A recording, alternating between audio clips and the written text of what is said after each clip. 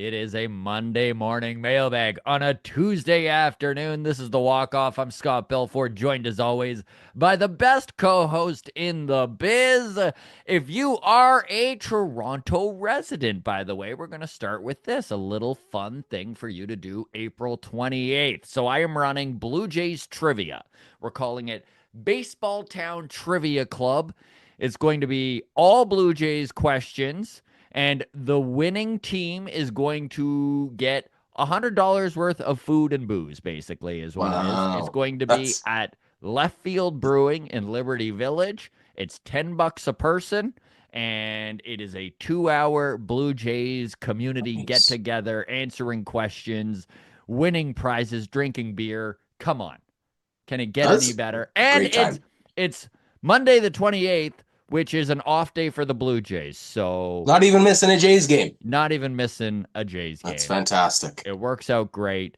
The link for that is going to be in the description here on YouTube. You can also just look up Left Field Brewing.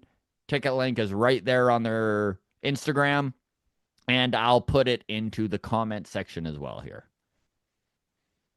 I have an idea. Okay. You should, I'm totally putting you on the spot here, so I apologize. You should make that a live online trivia night. Not Ooh. for this time. I know this is too Yeah. short a notice to work out the technology, but for your next trivia night, this should be coast to coast. People can also participate. I don't know how That we would make that work, but That's that not a bad is idea, buddy. That is not a bad idea. I wonder how we would go about doing that. Let's talk about this we'll figure when we're that not out in the middle of a later. live show. Yes. Sorry. All right. All right. So this is Mailbag. Obviously, we comb through all your interaction every single week. You can always reach out to us, DMing us on Twitter at Walk Off Podcast. The Blue Sky, we are there. So you can go the Walk Off Podcast and the Walk Off Podcast on Instagram as well. Been pretty thorough checking the DMs. I know I've got a couple Instagram ones this time. Always go through the YouTube comments. You can drop them there. And of course, if you are a Patreon member, well, you're set.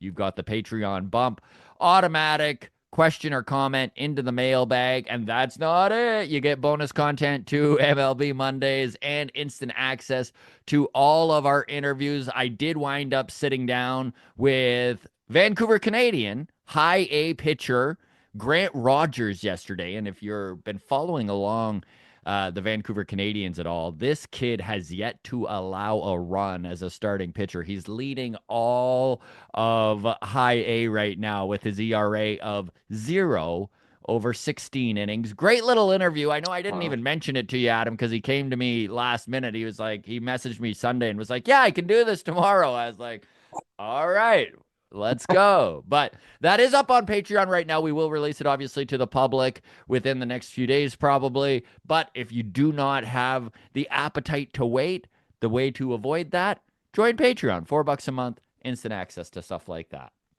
There you All go. right. On that, let's dive in and we'll dive into the Patreon comments and questions first. And I know that we kind of touched on it in the preamble before we went live here for everyone outside of Patreon. There is a lot of questions in here or comments that made me feel better about where I'm at with this 2025 team because we're going through it together. I guess is Mhm. basically the feeling. There's a camaraderie to what this team is making us feel, right? The emotions we're being forced to trudge through what feels like again. Okay, so this kind of touches on it here. This is from Johnny Eaton. He goes, I just got to say, I miss when this team had hitters. Defense is great, but I'm tired of trying to find love in my heart for guys who make nice plays but just don't hit.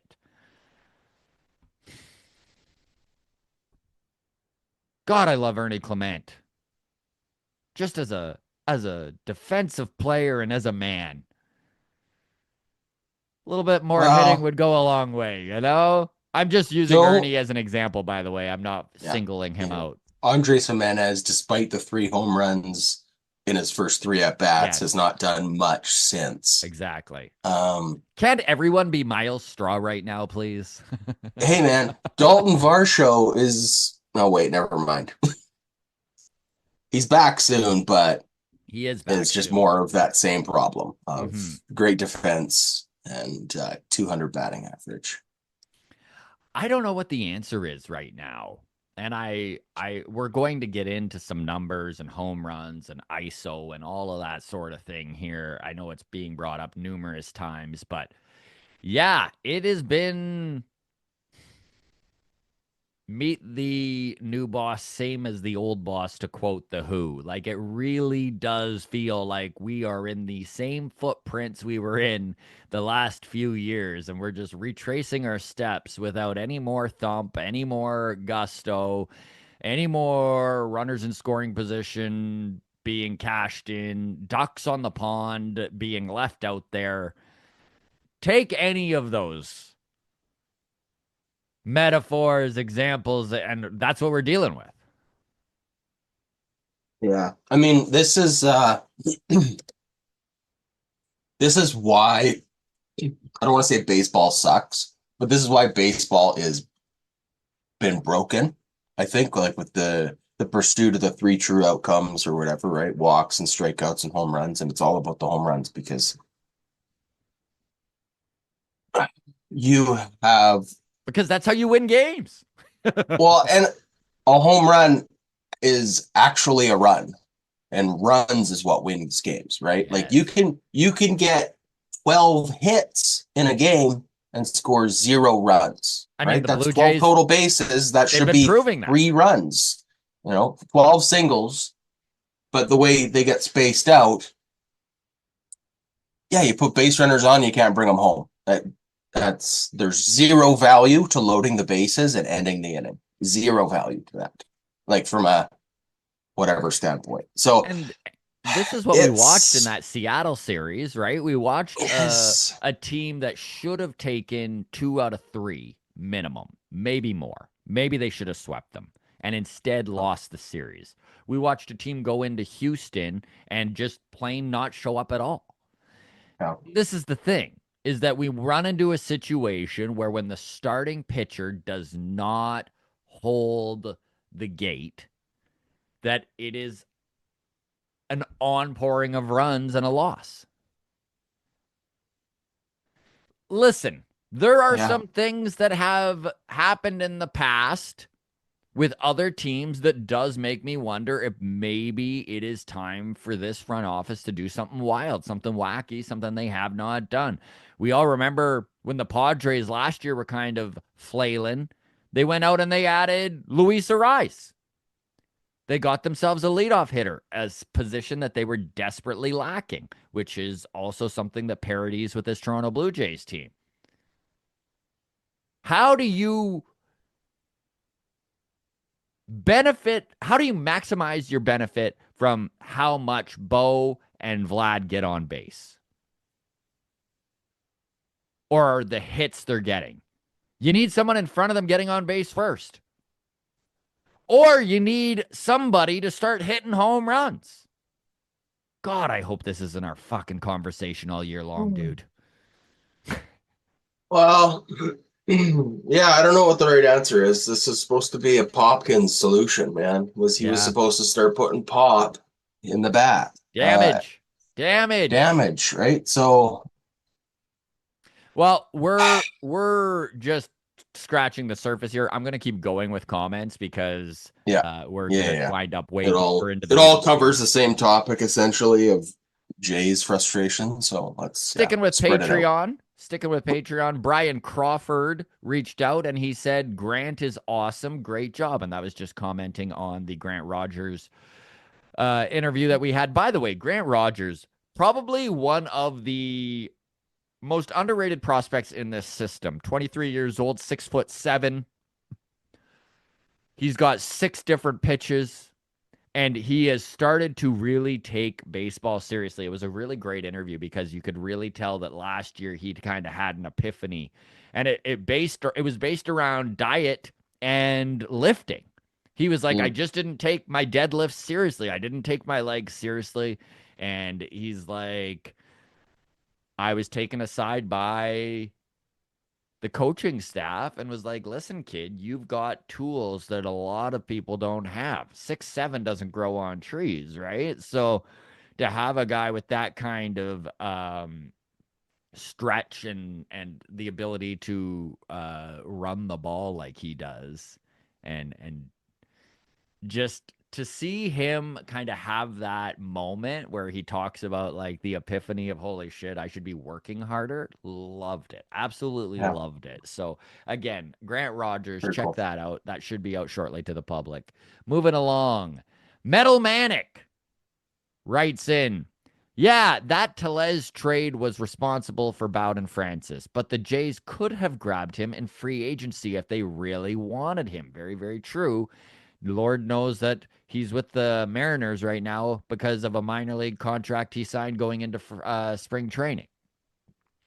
So I'm on the side of the people saying the Jays could use him. It's without question. Then again, he was brutal up until the Jays games. So there's that. Al McGee kind of on the same thing. Hated seeing Tellez kill us all weekend. Not only could Tellez fuck right off, but so can Apple TV broadcasts. Those are even worse to watch. So, yeah, that Seattle series was tough to see, especially Rowdy Tellez being the Blue Jay killer all 3 games. Yeah, like I like Rowdy from a nostalgia standpoint, but like to be real, there isn't a spot for him on this Yeah, team. yeah. Like, I mean, lefty bat, that's good. Mm-hmm. Um, yeah, going into that Jays series, it was a one home run, double digits batting average. 0.88 was his batting average with one home run. Mm-hmm. He hit 3 against us, so there was like that extra level of the one that got away. But like it's not real, right? Yeah. It's so I don't know. Maybe he goes on to have a great season. I eat my words, but But Adam, you know what the he's not our problem is here? DH. He's not our first baseman. Like we've got those two positions covered. It's just Agreed. Everything recency you said. bias of being frustrated with no home runs. I was Seeing a guy hit home runs. that's exactly what I was going to say. I was So just going to say that really the truth is that any kind of power by Blue Jays fans is seen as something very desirable because we're seeing none from our guys. So yeah. Moving along to Caribou Heart TV. Again, these are all Patreon comments and questions. Caribou Heart TV says, who the fuck is this Paxton Scholes kid? Wow. And I saw that and laughed, and then I was like, you know what? I watched Paxton Scholes all year last year with the Buffalo Bison while I was reporting in Buffalo. I can answer this. Paxton Scholes already has a 0.3 wins above replacement on that long relief role that he played with the Jays after Lucas Easton blew up. This is a journeyman guy. Okay, 6'3". He's got some minor league experience. He pitched to about a 4.11 ERA with the Bisons last year, and that was in 92 innings. Most of his starts have been as a starter, although he has been used as a long man in Buffalo as well. This is a guy that very similar to Easton Lucas. Any good start, any good inning he gives us is found money. You cross your fingers and hope that he can be that depth piece for the next week or two. We're really in a weird spot right now with our starting rotation. I know we'll get into that a little bit more later in the mailbag, but they're even skipping a start during the off day coming up here. You're just literally this organization's in a moment where they are hoping and praying that Max Scherzer, after this second cortisone shot and giving his thumb a little more time, is able to muscle through a few starts here. It's crazy that we're in the middle of April, Adam, and I'm already counting down to when Alek Manoah is possibly ready. ah, Where else are we turning? Jake Bloss has been horrible right now. You can't throw that kid to the wolves yet. You got to give him a little bit of confidence in AAA. We're gonna rush Manoa back. Wild. It baseball. We'll go to Mark We Drabert all know how here. much Chris Bassitt loves a 4-man rotation. Yeah, Remember the Chris last time Bassitt. Manoa was in AAA? Yeah, And Chris Bassitt loves a 4-man rotation. For sure, oh he'll my keep his mouth God. shut about that. So, I mean, honestly, you just hope that some of these guys can give a little bit of length. Maybe you can get Paxton Scholes to get one more good start here and just give us a little bit more breathing room. Chris Bassitt is a sixth of the way towards winning a Cy Young in a walk year heading into free agency. Yeah. And he's like, you're going to fucking cut my rest by 20%, you bastards. Yeah. Oh my God. I'm not saying he's going to win a Cy Young, but I mean, the start has been a great start to the season, wherever he ends up finishing. And now he's going to get overworked, and those numbers are going to for sure be less impressive the more work he gets. So this next comment was just kind of humorous and thought I'd throw it in here quickly. This is from Mark Drabert. He goes, the Blue Jays have Lucas and Lukes, and the Mariners have Raleigh and Rayleigh, and now I'm questioning how to pronounce everything in my life. This is a tough one for us here on the walk-off. You start, is it Bowden? Is it Bowden? Either way, we're going to say it both ways many times. So I totally get you, Mark, and best of luck. Moving on to Trevor. He goes, I listened to Blue Jays Talk Plus, and it blows my mind how many callers think we are losing because not enough small ball and manufacturing runs. Facepalm. We need ISO, for fuck's sakes. Isolated power is what he's talking about. Some home runs. One guy said yesterday Bo should have suicide squeezed for runners on third in extra innings. Said it has an 80% success, as if there's not a million things that can go wrong. That's why they call it suicide squeeze. I mean, totally clueless. Hit more balls over fence equals wins.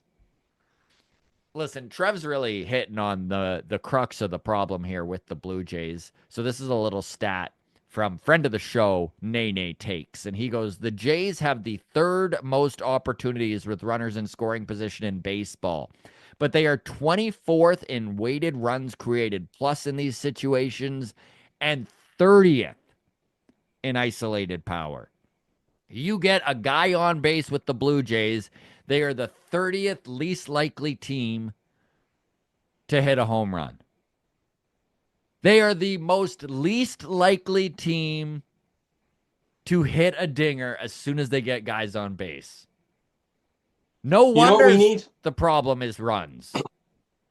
We just need a confidence boost, man. We just need a couple games against Jordan Romano in the ninth. Just give us a couple of those Yeah. inflationary games against Jordan Romano, and we're all set. Yeah, I mean, it's tough. It's tough. I don't know. My patience is wearing thin on it, for sure. Like, What's really frustrating, Adam, is it does feel like we need external help and there's none coming. Right? yeah. For Well, there to we be talked true about it external for, help, we got to wait till at least late June, right? And that's really jumping the deadline gun. yeah, and it's not like, man. The kind of additions that we're in a position to make are just not world beaters that are going to be coming in. Like, we're not trading for Ronald Acuna Jr. or Jose Ramirez. Like, we're going to be trading for a Rowdy Tellez type. Those are going to be the kind of outside help that we're getting, and it's going to be marginally better than what we already have because we don't have a deep farm. Like, we talked about this all off season. The trade deadline work needed to be done in January this year, and a lot of it was. I mean, like, we did make a lot of stuff happen this off season, but this is going to be, for the most part, kind of the team we have. So we need positive regression. And A lot of problems will be alleviated if we see some dingers out of Vladdy and Santander. That's the truth here, right? If the middle of this order starts to do what they were supposed to do, we should be okay, but they're not. And 30th in ISO power, like 30th in isolated power with runners on is so difficult to swallow. yeah, it is. Can we move Andre Jimenez up to second? Is that I thought about we were talking about it yesterday on about MLB Mondays. He's on pace for 50 stolen bases Yeah. and how nice that is in front of Kirk. But then I was thinking, like, man, that'd be nice in front of Mr. Double Play himself, Vladdy. Yeah. Like nobody hits it harder into a double play than That's Vlad. true. That's true. Top exit velo in double plays goes to Vlad every year. Um, so maybe having the guy start on second base would help. Bo's going to get on all the time. Yeah. 1 out of 5 times, Andres Jimenez will get a base hit and So move are him over. you at the point then, Adam, where you want to see John Schneider mix this lineup a little bit? Uh, well, it couldn't hurt, right? Feels that way. There's the old, like, if it ain't broke, don't fix it. And then there's the old, if it It's ain't working, broken. kick Do it. something. Yeah. Yeah. Car won't start, kick it. Lawnmower won't turn over, kick it. I don't know, man. Like, that's kind of where I'm at. Is Yeah. the start of the year, it felt like, okay, the top of the lineup wasn't really chugging along, but the middle and the bottom was getting it done, right? Like Jimenez was hitting dingers, and Springer looked like a 29-year-old version of himself, and the kids were doing enough, like, for what they were. We were getting something out of Will Wagner and Alan Roden, and you're going, okay, like, these guys are overachieving, but it's working. It's not anymore. Like the momentum that we had with those guys has stalled out, and the big guys haven't taken that step, right? Like, I Yeah. love Bo Bichette with a 330 batting average. Love it. I'll take that all day long. If he gives me 10 home runs, and I think he'll get more, but if he gives me 10 home runs and leads baseball in hits and doubles, fuck yeah, that's a great season for Bo. Vladdy, that's not the same. It's a different criteria. A 400 batting average and 25 home runs is going to be a bummer for Vlad. We need Yeah. more. And John Schneider has already tweaked a little bit, moving Jimenez down in the order just a bit and putting George Springer into the cleanup spot. I mean, it didn't work. They did not score a run yesterday. And I mean, if you look at what Vladdy is doing power wise, that's the really frustrating thing is right now it's really hard to pick apart Bo and Vlad because they are putting up good numbers. Vlad is hitting an 800 OPS. Bo is getting on base in front of him, but it's not translating right now. And we are in a really weird spot where, again, we need our horses to be those guys in Vladdy and Tony Taters, and they're not right now. Yeah. And it is what it is. Like, I don't know. Tony Taters, Anthony Santander, great nickname, by the way, has been, Yeah, he's I mean, showing signs of life a little. yeah, he's been the biggest black hole on this team, despite being recently the most productive in terms of home runs. But 196 batting average on the season and a 569 OPS Hmm. is And this isn't going to last. Tony Taters has such a long and there's a track record of being a track slow record. starter and Yeah. whatever. But it's just tough to pretend that that's not a factor right now. Mm-hmm. And I don't know. When it comes around, I guess I'll be happy. But Grounds crew, drop your comments below. What do you think? Is it time for this team to have a batting order shakeup? And I know that there's been a few tweaks, but I'm talking more the top of the order. Do we need to see? Adam mentioned it. Do we need to see like an Andre Jimenez? And I'm not even advocating that he's the guy to go into the 2-hole, but is there a way for Vlad to come to the plate with more people on base?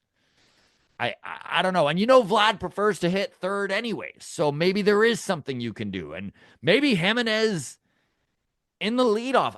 Again, none of these are perfect solutions. Would love to hear your thoughts. Let us know what you think, and we'll circle back on this. Anthony Santander, by the way, I'm looking at his splits by month. Mm-hmm. April, March, his OPS for his career is 648. His OPS for May in his career, 825. Yeah, 200, almost a full 200 points higher. So as the weather warms, so does Santander, and it can't come soon enough. July 861, August 852, and then as the Don't weather tell us about September. okay, I was gonna say as the weather cools off, so So does does his Tony. bat. Yeah. Ah, man.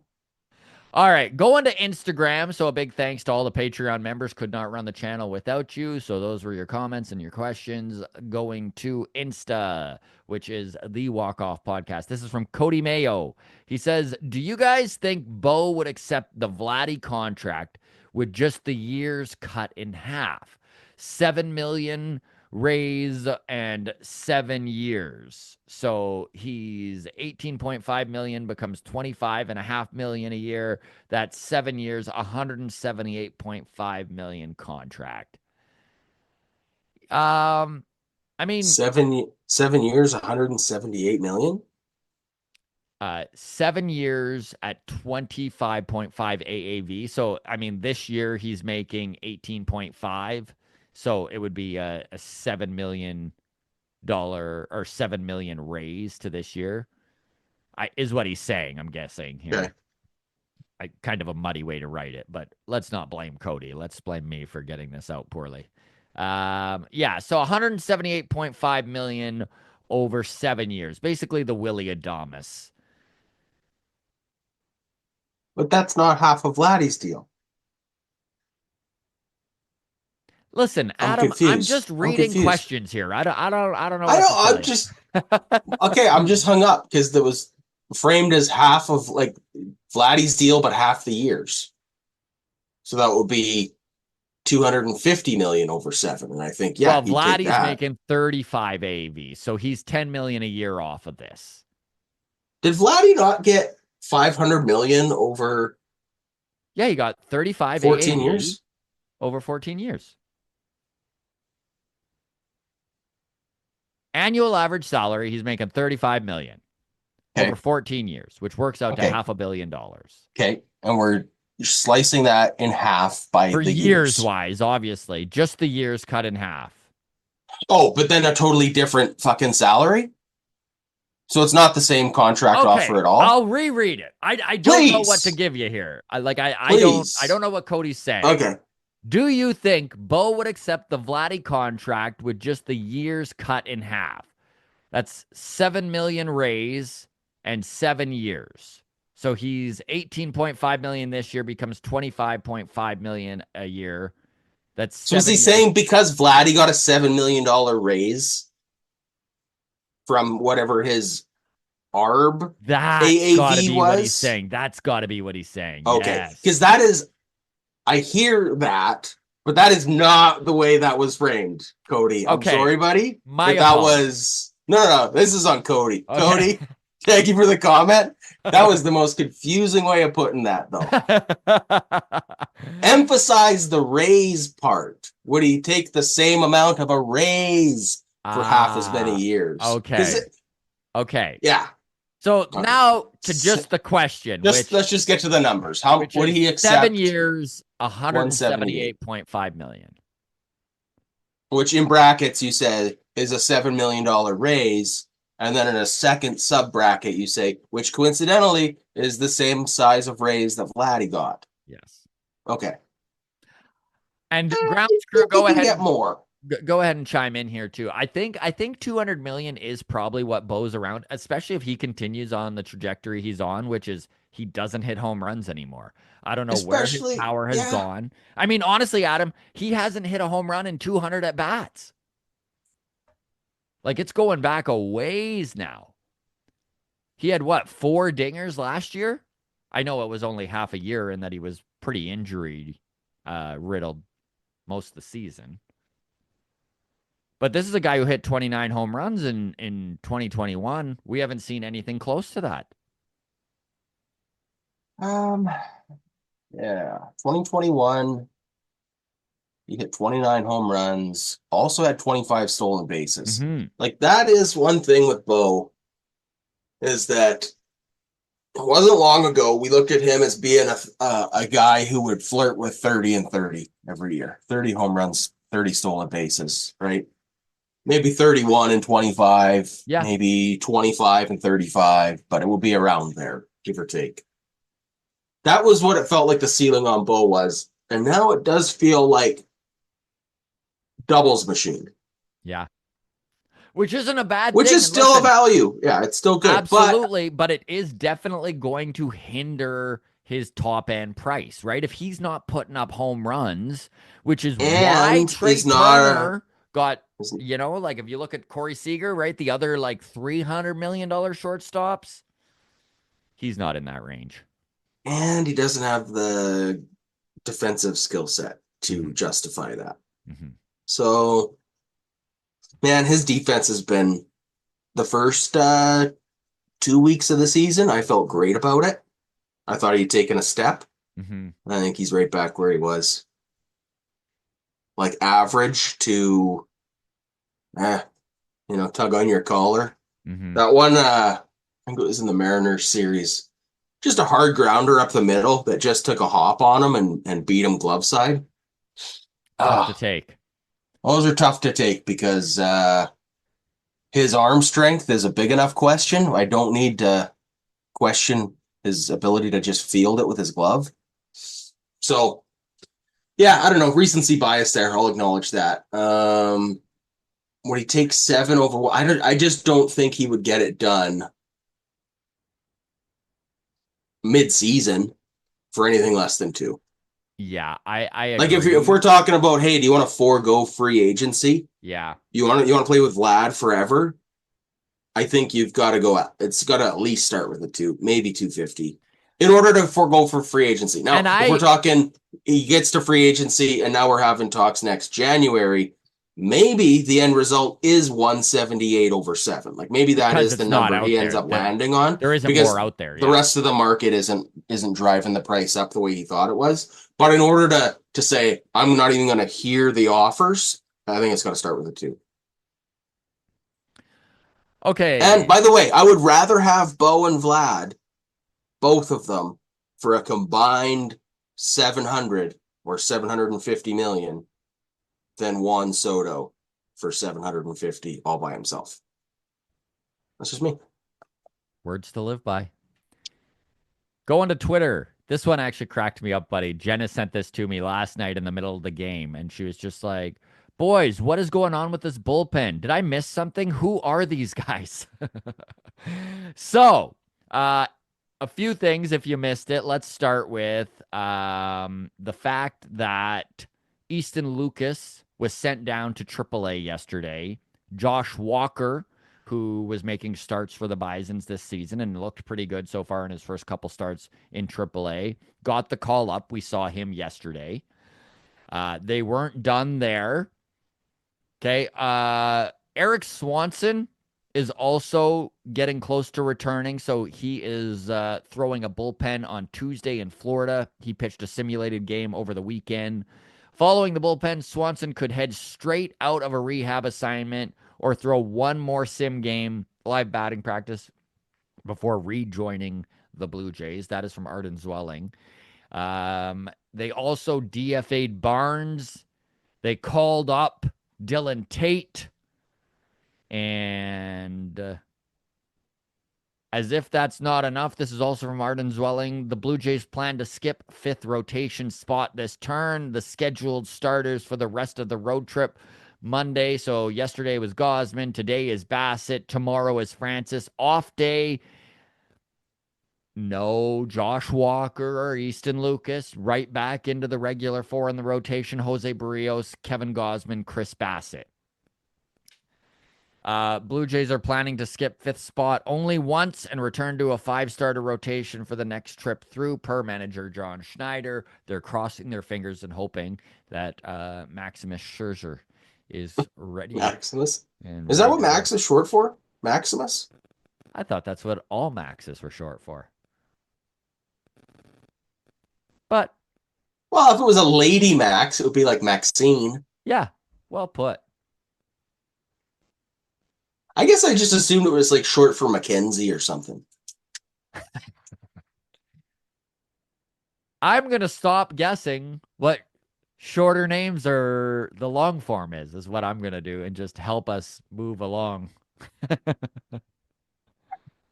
And I'm going to get hung up and spiral in my mind while you read the rest of this question. I So like let that. us know which is the better approach here. Okay, go ahead. I loved this next comment, by the way, because this is literally how I feel almost to the core. This is from Miles on Twitter. He reached out last night after the game. Guys, I'm starting to really freak out on this.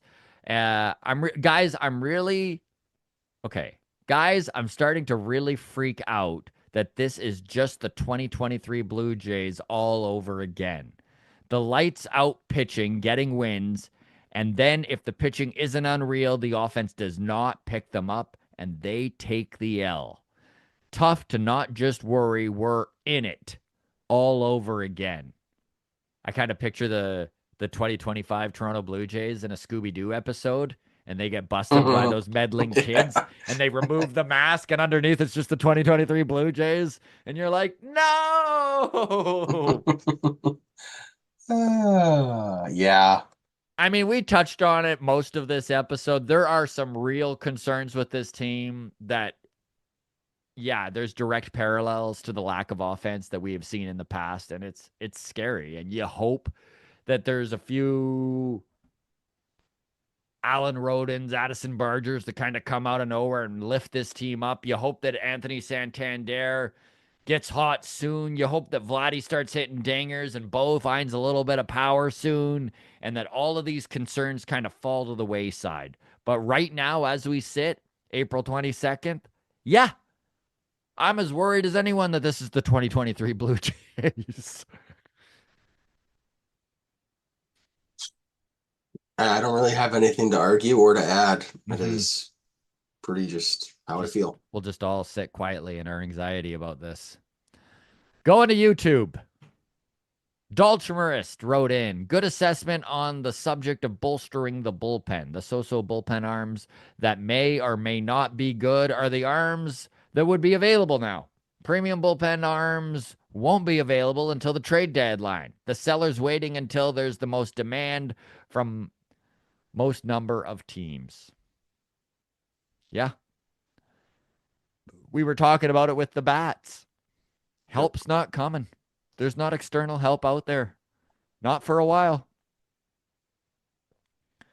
Going to Jeffrey Harris in YouTube. He says, hearing Brad Hand immediately sent me to the fetal position.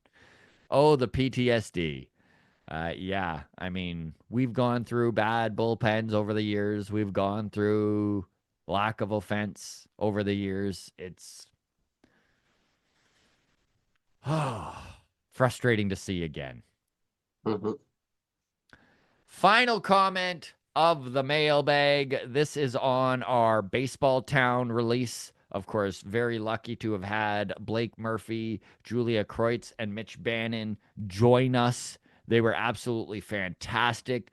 Finally can say it, by the way. Big congrats to Mitch Bannon, who has been being announced here as Blue Jays Nation writer, officially the new Caitlin McGrath at The Athletic. Beat reporter for the Blue Jays. I know he will say, stop calling me the new Caitlin McGrath. But yeah, he is now officially with The Athletic. So a big congratulations to Mitch Bannon. Love to see it. Well done, sir. Very good. Congratulations.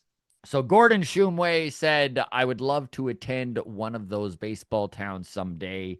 Well, Gordon, we're doing it all summer long. Mark them in your calendar, folks. We've got May 15 is our next one. That is a Thursday night. The Blue Jays playing a Thursday afternoon game there, so you won't need to miss the game. Just double down on the baseball. watch an afternoon game, and come check out a baseball town. June 12th is our June show, July 10th, July, August 8th, and September 5. So mark those down. Would love to see you folks out. Really love running these shows. They're all at the Comedy Bar on Bloor. A ton of fun. We do the panel. We dive into the baseball. We have some roast battles. There's some comedy involved. And then afterwards, we literally all just sit around, drink beers, and talk about how worried we are about the Blue Jays offense. A great little evening. It doesn't get better than that. It does not get better than that. Remember, too, April 28th, we do have Blue Jays trivia at Left Field Brewing here in Toronto, Liberty Village. If you are a Torontonian and into the Blue Jays, come have some fun. You can win up to $100 worth of booze and food.